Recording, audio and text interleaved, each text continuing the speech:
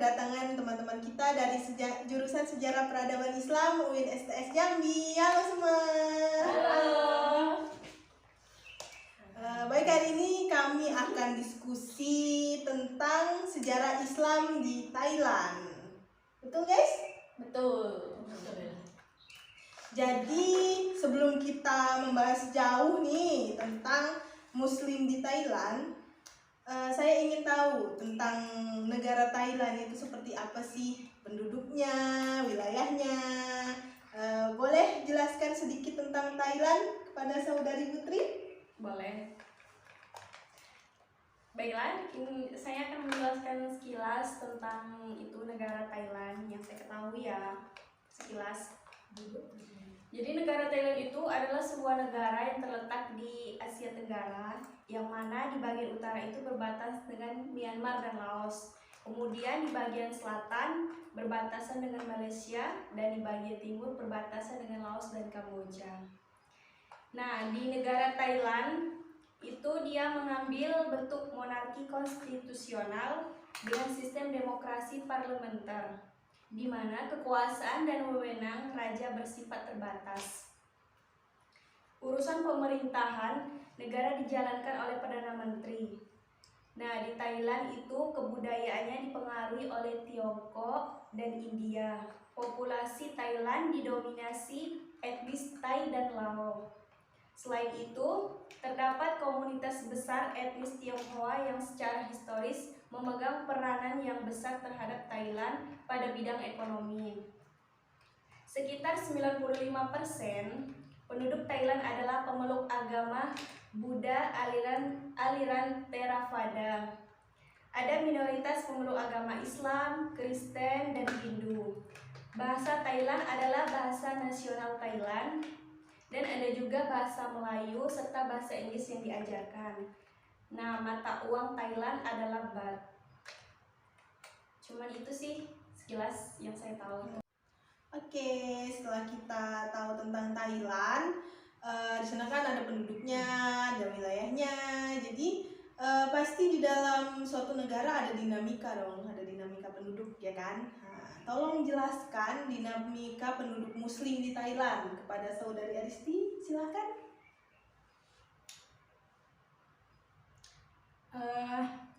Muslim di Thailand adalah kelompok minoritas di penduduk negara ini.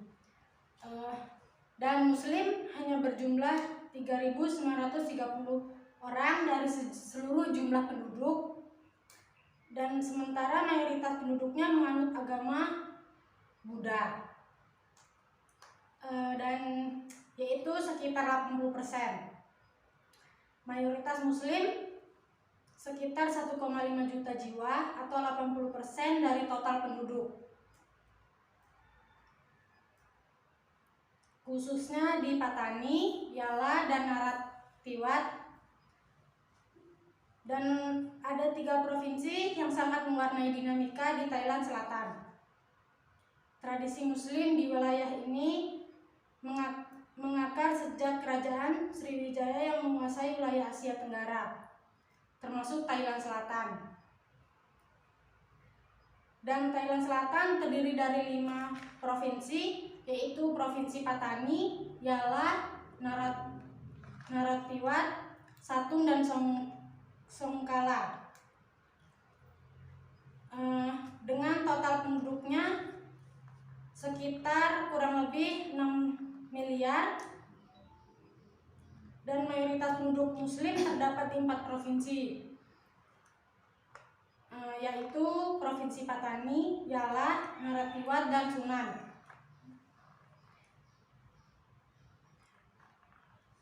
Sekitar 71% di perkotaan dan 86% di pedesaan. Sedangkan di Songkhla, Muslim sekitar 19%, minoritas dan Buddha 76%. Mayoritas penduduk yang berbahasa Melayu rata-rata kurang lebih 70% berada di 3 provinsi, yaitu Provinsi Patani, Yala, dan Narathiwat. Sementara penduduk berbahasa Cina ada di 3 provinsi juga, yaitu Provinsi Naratiwat, Provinsi Patani, dan Provinsi Yalang. Dan Songkhla adalah provinsi yang terbesar di Thailand Selatan, yang memiliki bandara internasional dan sebagai pusat perdagangan di selatan. Masyarakat Buddha etnis Thai kebanyakan tinggal di perkotaan. Meskipun mereka minoritas di selatan, mereka termasuk kelompok ekonomi menengah sebagai pegawai pemerintah dan atau pengusaha. Selama masa integrasi Patani, istilah keempat provinsi yang mayoritas muslim, masyarakat Thai Buddhis mendapat perhatian khusus dari pemerintah karena mereka selalu mendominasi sebagai pemimpin utama lembaga-lembaga pemerintah Thailand Selatan. Cina juga kebanyakan tinggal di perkotaan sebagai pedagang, dan kawasan pecina terbesar di selatan adalah di Kabupaten Betong, Provinsi Yalang. Sementara itu, penduduk etnis Thai di pedesaan kehidupan ekonominya dan kedudukannya sama dengan kebanyakan muslim sebagai petani, nelayan, dan pedagang kecil.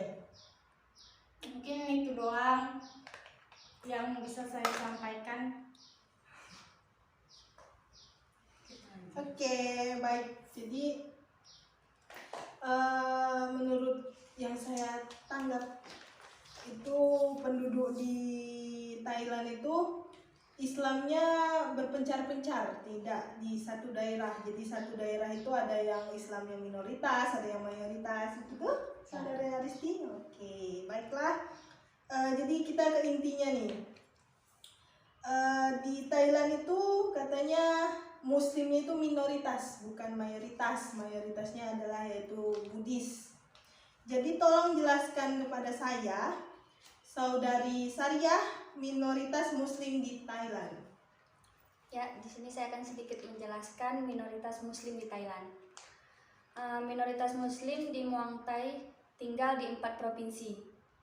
Bagian selatan ada Patani, Yala, Satun, dan Narawitan.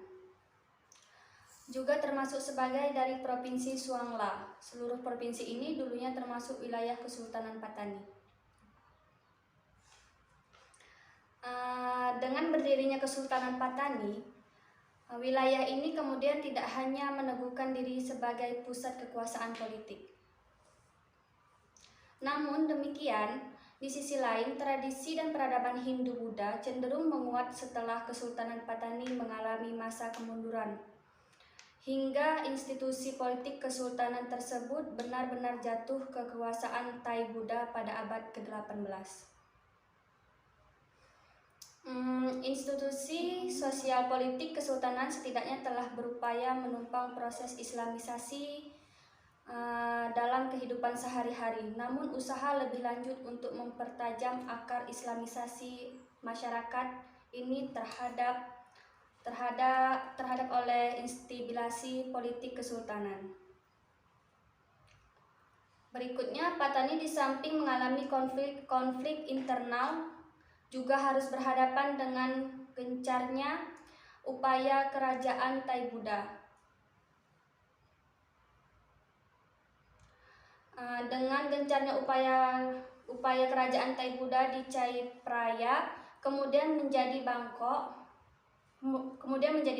ibu kota Thailand sekarang, yang berusaha menyatukan Kesultanan Patani di dalam wilayah kekuasaannya. Oke, baik, cukup menarik ya minoritas Muslim di Thailand. Selanjutnya saya itu penasaran loh. Lebih lanjutnya minoritas Muslim di Thailand ini dan bagaimana kebijakan pemerintahnya. Kepada Saudari Ismatul Maula, silahkan.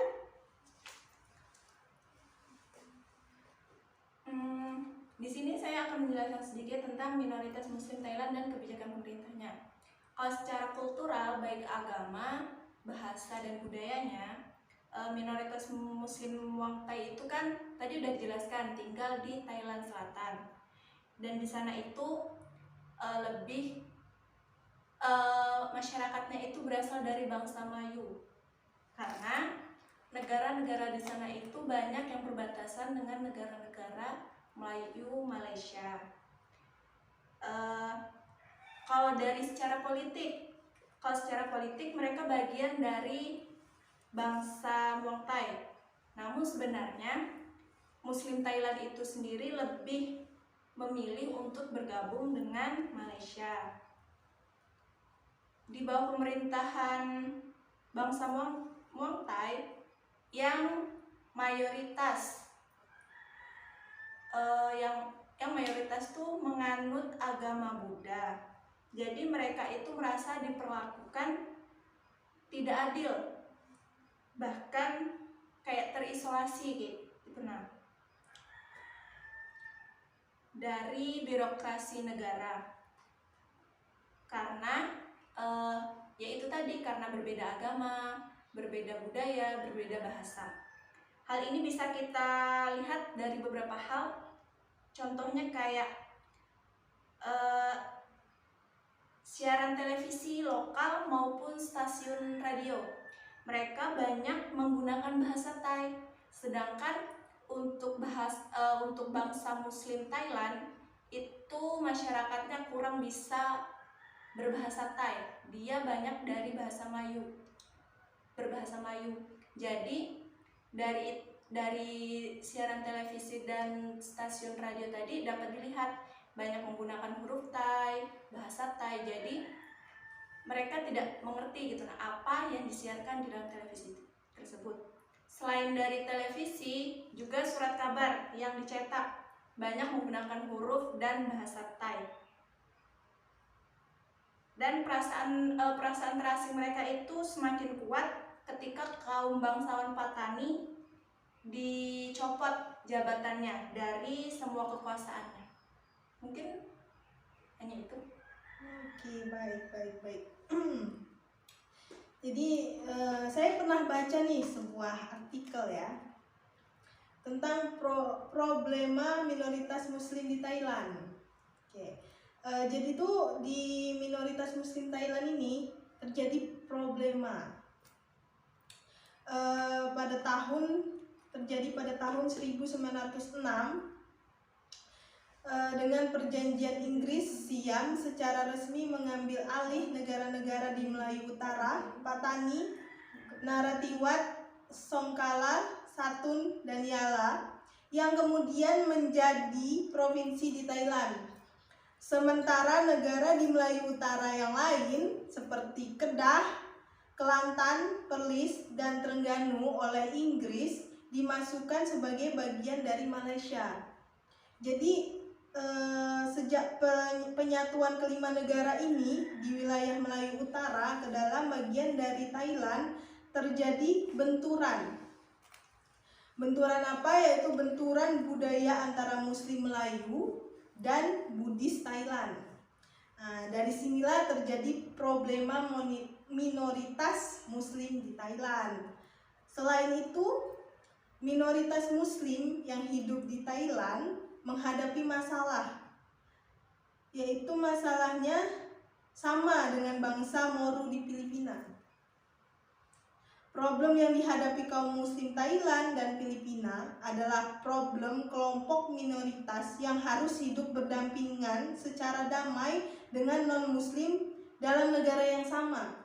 Nah, bayangkan saja dalam satu negara kita harus berdampingan dengan non-Muslim secara damai, sedangkan yang sesama Muslim aja ada perkelahian, perselisihan antara aliran satu dengan aliran yang lain, padahal Tuhannya satu, ya kan? Apalagi ini berbeda keyakinan. Mereka berada dalam dilema bagaimana melakukan rekonsiliasi antara keyakinan Islam fundamental dengan perlunya menjadi warga negara yang baik di negara-negara yang didominasi oleh non-muslim. Jadi si muslimin ini mereka ingin mengikuti aturan-aturan pemerintah yang udah ditetapkan, tetapi mereka juga bingung. Mereka ini kan yang berkecimpung di pemerintahan itu kebanyakan non-muslim, jadi mereka tuh bingung gitu, apakah mereka harus mengikuti peraturan yang banyak non-muslim atau bagaimana gitu. Persoalan integrasi dan asimilasi di satu sisi serta bagaimana melestarikan nilai-nilai budaya dan agama adalah persoalan mendasar bagi kedua kelompok minoritas muslim di dua negara ini, yaitu Thailand dan Filipina. Mereka ini punya problem yang sama gitu. Jadi kebijakan pemerintah yang memaksakan asimilasi dan integrasi dalam perspektif masyarakat muslim di kedua negara itu dipandang tidak fair gitu kan, karena dapat membahayakan dan menghilangkan identitas mereka sebagai Melayu dan Muslim. Oke, hal ini dapat dimengerti gitu kan, karena secara kultural baik dari segi agama, bahasa dan budaya minoritas muslim di Thailand maupun di Filipina sangat berbeda dengan teman senegaranya. Muslim Thailand misalnya, meski dari segi politik muslim merupakan bagian dari bangsa Muang Thai, mereka merupakan dari bangsa Melayu juga, berbahasa dan berbudaya Melayu, dan secara geografis terletak berbatasan dengan negara Melayu. Jadi mereka juga bingung gitu harus mengikuti Muang Thai atau Melayu Islam gitu. Jadi seperti itu sih problema yang ada di negara Thailand. Ada yang mau menanggapi? Sepertinya udah jelas. Oke guys, mungkin diskusi kita hari ini cukup ya. Seru banget ya kan? Oke, saya sebelumnya mohon maaf jika ada salah kata, salah perbuatan. Saya akhiri. Terima kasih. Wassalamualaikum warahmatullahi wabarakatuh. Waalaikumsalam.